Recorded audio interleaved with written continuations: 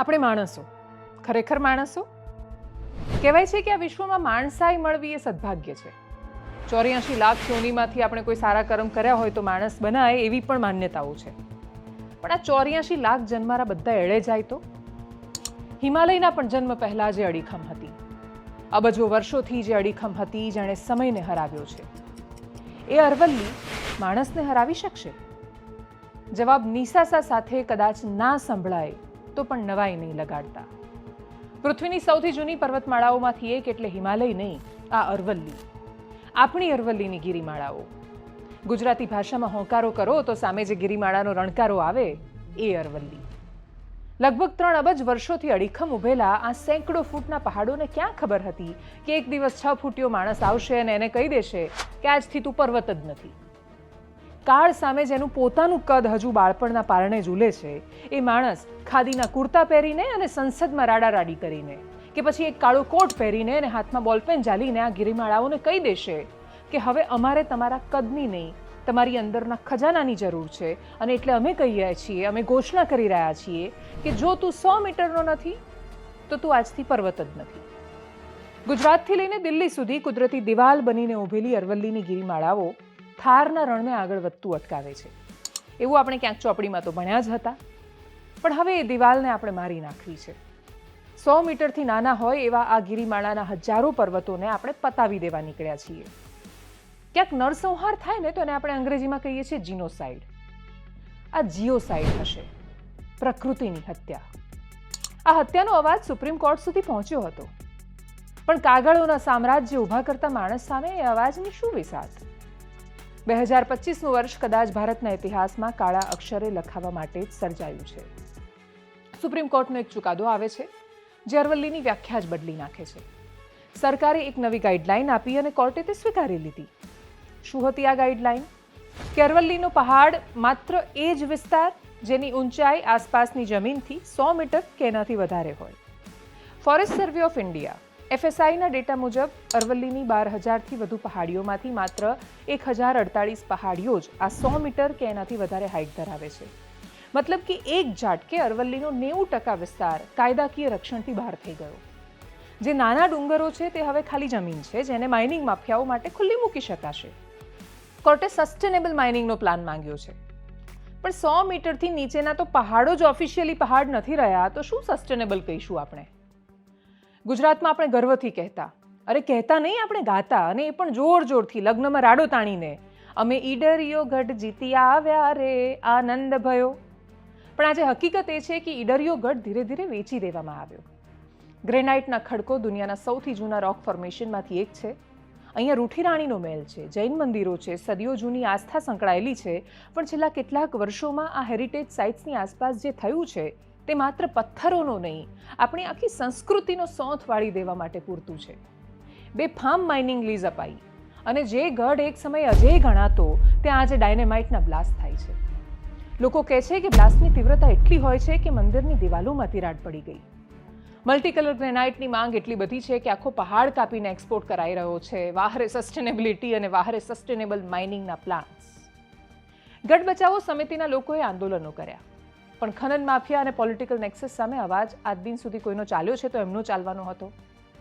અને હવે અરવલ્લી, આવો ખનન માફિયાઓ, તમારા માટે રેડ કાર્પેટ પથરાઈ ગઈ છે. આવો અમારી સંસ્કૃતિ, અમારા ઇતિહાસ અને અમારા વારસાને બોમ્બના ધડાકે બ્લાસ્ટ કરી દો. ઘણા લોકોને લાગે છે કે જળ, જંગલ ને જમીનની લડાઈ તો માત્ર આદિવાસીઓની છે. આપણે તો શહેરમાં રહીએ છીએ, આપણને શું ફરક પડવાનો? પણ યાદ રાખજો, આજે કશું ન બોલનારા લોકોને પણ એની અસર થયા વિના નથી રહેવાની. ડેટા અને આંકડાની આપણને આદત છે ને, તો ચાલો એના પર વાત કરીએ. અરવલ્લી ઉત્તર ગુજરાત અને દિલ્હી NCR માટે એક વોટર ટાવર છે. આ પહાડના પથ્થરોમાં જે તિરાડો છે એ વરસાદી પાણીને જમીનમાં ઉતારે છે અને ગ્રાઉન્ડ વોટર રિચાર્જ કરે છે. જ્યારે તમે પહાડ તોડી નાખો છો ત્યારે તમે કુદરતી રિચાર્જની આખી સિસ્ટમ તોડી રહ્યા છો. સાબરકાંઠા અને મહેસાણાના કેટલાય વિસ્તારો અત્યારથી ડાર્ક ઝોન બની ગયા છે. પાણી 1000થી 3000 ફૂટ તળમાં નીચે છે. આ તળને આપણે તળની પાતાળ કહીએ ને તો પણ ચાલે. જો અરવલ્લી નહીં રહે તો સાબરમતી નદી સુકાઈ જશે, અને સાબરમતી પર કેટલા શહેરો નભે છે એ કશું કહેવાની જરૂર નથી. અને એટલે જ આ શહેરોનો પ્રશ્ન નથી એવું તો માનતા જ નહીં. નદીઓ મોટા ભાગે જંગલ આચ્છાદિત પહાડોમાંથી નીકળે અને એટલે જ આ પહાડીઓને નદીઓના મા બાપ કહેવાય. જેમ કે નર્મદાને આપણે કહીએ છીએ મૈકલ સુતા રેવા, કેમ કે મૈકલ પર્વતની ગોદમાંથી નીકળે છે. ક્યારેય કોઈ નદી રણમાંથી પેદા નથી થતી. આપણે એવું કહીએ છીએ કે નર્મદા એટલે ગુજરાતની જીવાદોરી. ઉપર છેલ્લી રીતે જોવા જઈએ તો વાત સાચી પણ છે કે નર્મદા, મહીસાગર, તાપી એ વિશાળ મોટી નદીઓ છે અને જમીન પરના મોટા ભાગના વિસ્તારોને જીવાડે પણ છે. પણ ગુજરાતને ખરા અર્થમાં જીવાડનારી નદી સાબરમતી છે, કેમ કે આ મોટી નદીઓની નીચે હાડ પથ્થર છે, એટલે ગ્રાઉન્ડ વોટર રિચાર્જ નથી થઈ શકતું.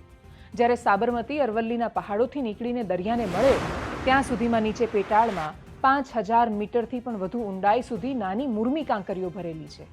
એટલે કે આખા રસ્તામાં સાબરમતી સતત નીચે ગ્રાઉન્ડ વોટર રિચાર્જ કરતા કરતા જેટલા વિસ્તારમાંથી પસાર થાય એ બધાને સમુદ્રની વધતી ખારાશથી બચાવે છે.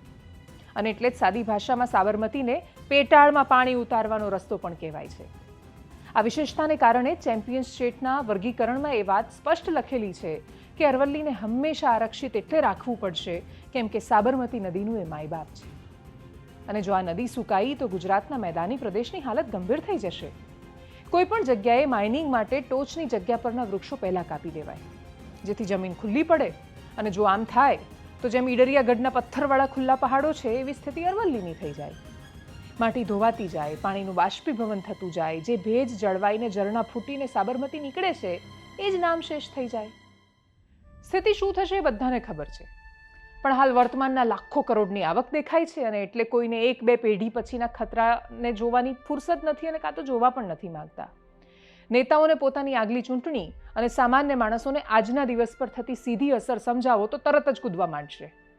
પણ આ વાત અમુક વર્ષો પછી જે બદતર થવાની છે એની છે અને એટલે અત્યારે કોઈના પેટનું પાણી નથી હલતું. બીજો ખતરો છે ડેઝર્ટિફિકેશન એટલે કે રણનો. અરવલ્લી થારના રણને આગળ વધતું રોકી રાખે છે. હરિયાણા અને રાજસ્થાનમાં ગેરકાયદેસર ખનનને કારણે પહાડોમાં 12 મોટા ગેપ ઓલરેડી પડી ગયા છે. આ દરવાજાઓમાંથી રણની ધૂળ હવે દિલ્હી અને ગુજરાતમાં ઓલરેડી આવી રહી છે. અમદાવાદ અને દિલ્હીમાં વધતું તાપમાન, ખરાબ એર ક્વોલિટી ઇન્ડેક્સ એની અસર દેખાય છે. આ માઇનિંગની ધૂળ તમારા ફેફસામાં જઈ જ રહી છે. પછી ભલે તમે એસી ઓફિસમાં બેઠા હોવ એટલે એવું માનતા હો કે આ પ્રશ્ન શહેરોનો નથી, તો સૌથી મોટો પ્રશ્ન કદાચ આ શહેરોનો જ છે. આજે રાત પડે એટલે અરવલ્લીમાં એક અલગ દુનિયા જાગે છે. સેંકડો ડમ્પર, ટ્રક્સ પરમિશન વગર ઓવરલોડેડ પથ્થરો ભરીને હાઈવે પર દોડે છે. આ છે ઇલીગલ માઇનિંગનું આખું નેટવર્ક. બોર્ડર પર ચેકપોસ્ટ છે, સેટેલાઇટ સર્વેલન્સ છે, છતાં પહાડો ગાયબ થઈ રહ્યા છે. કાગળ પર જે લીઝ 5 હેક્ટરની લીધી હોય, જમીન પર તે 50 હેક્ટરમાં ફેલાયેલી હોય. FSI અને MOEFCC વચ્ચેની વ્યાખ્યાની લડાઈમાં ફાયદો કોને થયો? એ જ લોકોને જેમને પહાડમાં માત્ર પ્રોફિટ દેખાય છે. 100 મીટરની ડેફિનેશનનો ઉપયોગ કરીને હવે નાના પહાડોને સપાટ જમીન ગણાવીને ખોદી નખાશે. આજે ઈડરનો પહાડ તૂટે છે ને ત્યારે અમદાવાદમાં બેઠેલા માણસને એનો અવાજ નથી સંભળાતો. પણ જ્યારે ગરમી 50 ડિગ્રી પાર કરે, જ્યારે ભૂગર્ભ જળ સાવ તળિયે જતું રહેશે અને જ્યારે શ્વાસ લેવા માટે સાફ હવા ખરીદવી પડશે, કદાચ ત્યારે આપણને સમજાશે કે આપણે ગુમાવી શું દીધું છે. જળ, જંગલ ને જમીનની સિસ્ટમ તૂટશે ત્યારે અત્યારે જે લોકો ચૂપ છે, ભોગવવાનો વારો તો એમને પણ આવવાનો છે. અરવલ્લી માત્ર પથ્થરનો ઢગલો નથી, એ આપણી ઇકોલોજીકલ સ્પાઇન છે, આપણી પ્રાકૃતિક કરોડરજ્જુ. અને જ્યારે કરોડ તૂટે ત્યારે આખું શરીર છે એ લકવાગ્રસ્ત થઈ જાય. સવાલ એ છે કે શું આપણે આ વિનાશને મૂંગા મોઢે જોતા રહીશું કે પછી આપણે પણ આપણી આવતીકાલ માટે રડીશું? નિર્ણય આપણે કરવાનો છે, કારણ કે કુદરત હવે બીજો મોકો આપશે નહીં. અને એટલે જ રામધારીસિંહ દિનકરની એ પંક્તિ એ વારંવાર યાદ આવે અને બહુ જ રેલેવન્ટ લાગે. એમણે લખ્યું હતું કે સમર શેષ હૈ નહીં પાપ કા ભાગી કેવલ વ્યાધ, સમર શેષ હૈ નહીં પાપ કા ભાગી કેવલ વ્યાધ, જો તટસ્થ है समय लिखेगा उनके भी अपराध. नमस्कार.